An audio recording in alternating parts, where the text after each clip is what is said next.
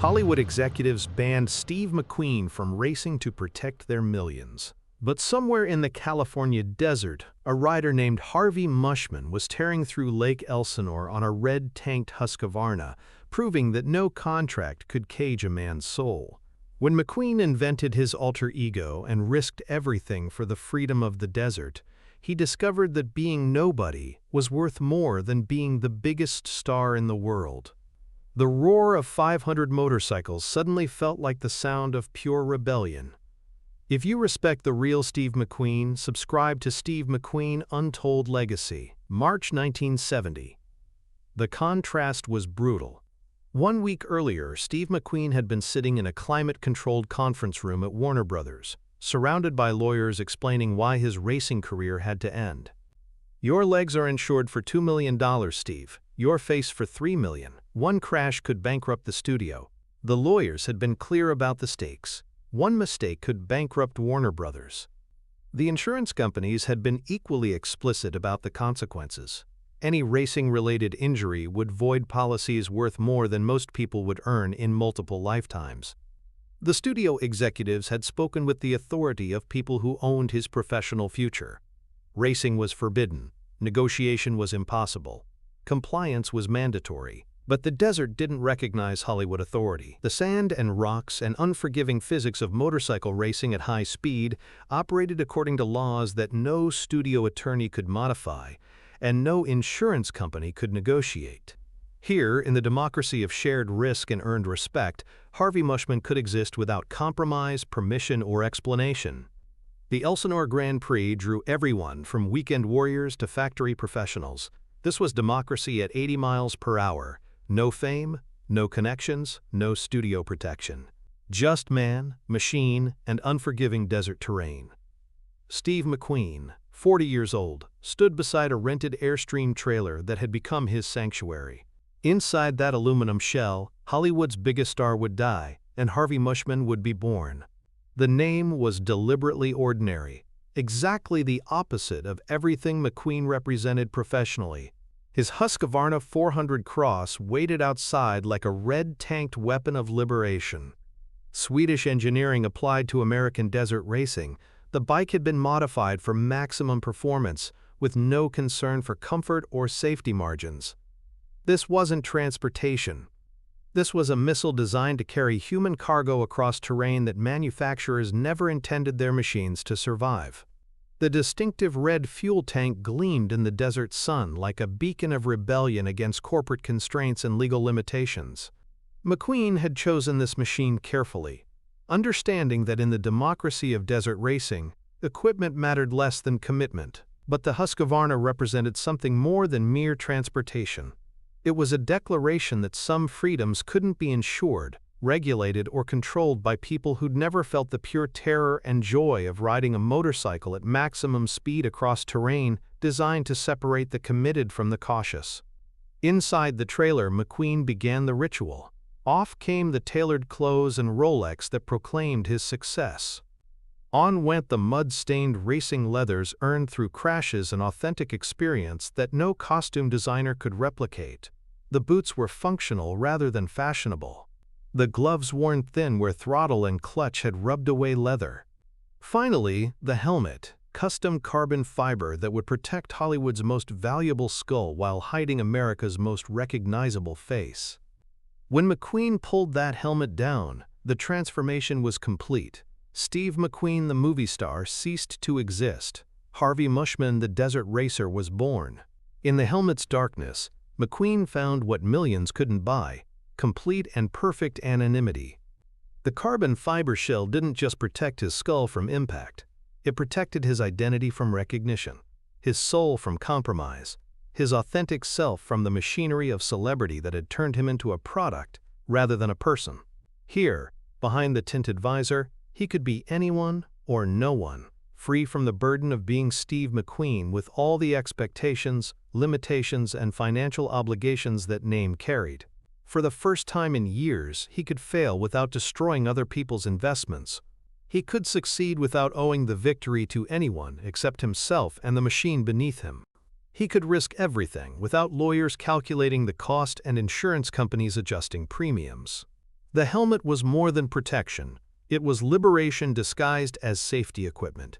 Nobody knew his name, net worth, box office history, or insurance obligations. Here, he was just another rider risking everything for temporary perfection that existed only in the moment when machine and terrain and human courage combined to create something that transcended ordinary experience. "Riders to staging," the announcement echoed across the starting area where 500 motorcycles prepared for controlled chaos across 60 miles of desert. Harvey Mushman wheeled his Husqvarna toward the starting line, number 198 painted on his fender, deliberately chosen for its complete lack of significance.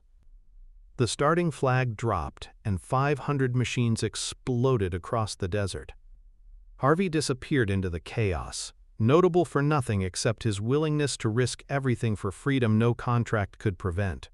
The course was merciless. 6-foot jumps, rock gardens, sand washes that could swallow motorcycles.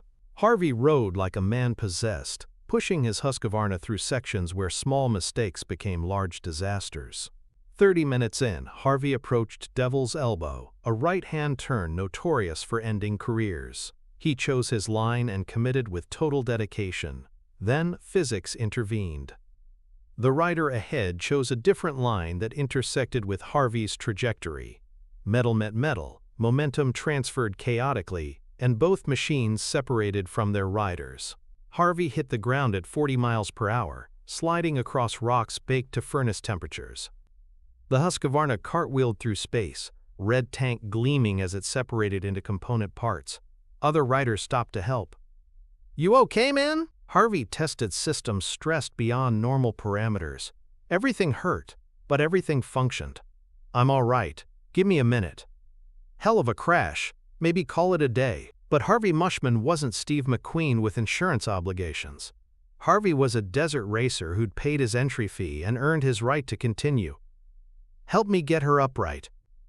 The bike had suffered extensive damage, but essential systems appeared intact. Harvey kick-started the machine, engine catching with the determined cough of mechanical components stressed but not broken. "Your face is pretty torn up. Might want to get that looked at." Harvey reached toward his helmet, then stopped. This moment would determine whether Steve McQueen, the movie star, or Harvey Mushman, the desert racer, would continue. "I'll be fine, thanks for the help." He remounted and rejoined the race, blood and sand, creating war paint no makeup artist could duplicate. The remainder became a testament to the difference between acceptable risk and normal desert racing procedure. Harvey crossed the finish line after 2 hours of controlled violence, completing the course with a time that placed him in the top third of finishers, respectable for someone riding damaged equipment, invisible to anyone who measured achievement in box office receipts rather than desert miles. No interviews followed. No autographs were signed. No photographs documented this temporary escape from the gilded cage that had made him wealthy and trapped him in other people's expectations. Harvey Mushman simply rode his wounded Husqvarna back to the parking area, loaded the bike into the trailer that had served as his transformation chamber. Inside the trailer, McQueen allowed himself a moment of reflection that no studio schedule would interrupt. 2 hours earlier, he'd been Hollywood's biggest star trapped in other people's definition of acceptable behavior. Now he was a desert racer who'd completed one of America's most demanding off-road courses on equipment that shouldn't have functioned and with injuries that should have ended his participation. The lawyers could keep their insurance policies, the executives could keep their actuarial tables, the accountants could keep their risk assessments. Steve McQueen had discovered something worth more than all their millions combined, the knowledge that some things couldn't be bought, sold, or regulated by people who'd never risked anything more valuable than quarterly earnings reports. As he changed back into street clothes, each movement reminded him of the afternoon's violence. But the pain felt different from the ache that came from sitting in conference rooms listening to lawyers explain why he couldn't live the life he wanted. This was honest pain, earned through honest risk, payment for honest freedom that no contract could prevent and no insurance policy could replace. Outside the trailer, the desert wind continued to blow across landscape that had witnessed this drama countless times before. Men arrived as one thing and left as something else. transformed by encounter with terrain that didn't care about their names, bank accounts, or insurance obligations. Steve McQueen emerged from the trailer looking like any other tired racer at the end of a long day. Mud-stained clothes, scraped skin, and the kind of satisfied exhaustion that came from doing something difficult for no reason, except the pure joy of doing it well. The Husqvarna was loaded, the gear was packed, and Harvey Mushman had disappeared until the next time freedom required a disguise. As he drove away from Lake Elsinore, McQueen carried with him understanding that would influence every future decision about what he would and wouldn't accept from people who claimed to know what was best for him. Some things were worth more than money. Some experiences couldn't be insured. Some freedoms couldn't be contracted away by people who measured human worth in dollars rather than desert miles. The radio played softly as the California landscape rolled past windows that reflected a man who looked like Steve McQueen but felt like someone else entirely. Someone who'd learned that being nobody for 2 hours was worth more than being somebody for the rest of his life. In his mind, he could still hear the lawyers. Your legs are insured for $2 million, your face for $3 million. But he'd proven something they could never understand. His soul wasn't for sale at any price. Some risks were worth taking not because they were smart, but because they were necessary for remaining human in a business that treated people like commodities. Harvey Mushman would ride again. Maybe next month at another desert race.